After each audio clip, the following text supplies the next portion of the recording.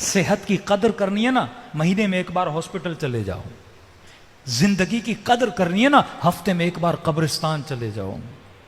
جو اللہ نے دیا ہے اس کی قدر کرنی ہے، غریبوں کی بستی میں جاؤ. جھوپڑیوں میں کس طرح زندگی گزاریں، شکر خدا ادا کرو گے. آنکھیں دیے، ہاتھ دیے ہیں، زبان دیے، چل رہے ہو، پھر رہے ہو، شکر خدا ادا کرو گے. لیکن ہاتھ کے اوپر ہاتھ تو بہت ہیں. اوپر جاؤ گے نا اور کہاں رکو گے؟ تباہ و برباد ہو جاؤ گے. تو فرمایا کبھی بھی لوگوں کے مال میں آنکھ نہ ڈالا کرو. عقل کے سپاہی کو پکڑو. الحقد، بغض نہ رکھا کرو. الحسد، حسد نہ رکھا کرو. فرمایا سوء الخلق، بد اخلاق بندہ بھی کبھی خوش نہیں رہتا، بے سکون رہتا ہے. خوش اخلاق بنو. میں نے پچھلے سال عشرے میں کہا تھا، امیر المومنین فرماتے ہیں میرے شیعوں کی نشانیوں میں سے ایک نشانی یہ ہے کہ ان کے چہروں پہ ہمیشہ مسکراہٹ ہوتی ہے.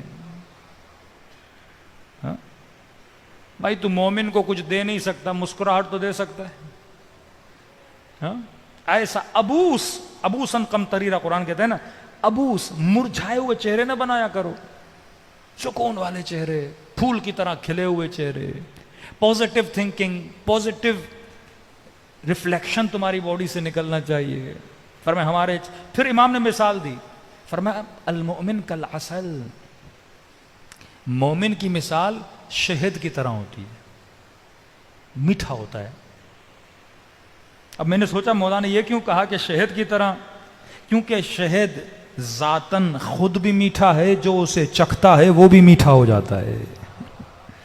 کہ مومن ایسا ہوتا ہے، خود بھی اندر سے میٹھا، اور جس بھی محفل میں بیٹھتا ہے مٹھاس پھیلاتا ہے. لیکن فاسق و منافق، بدبخت، جہالت کے لشکروں پہ چلنے والا، چار لوگوں کا موڈ اچھا ہوگا، یہ بیٹھے گا سب کا موڈ ہی خراب کر دے گا. یہ علی والا ہوتا ہی نہیں.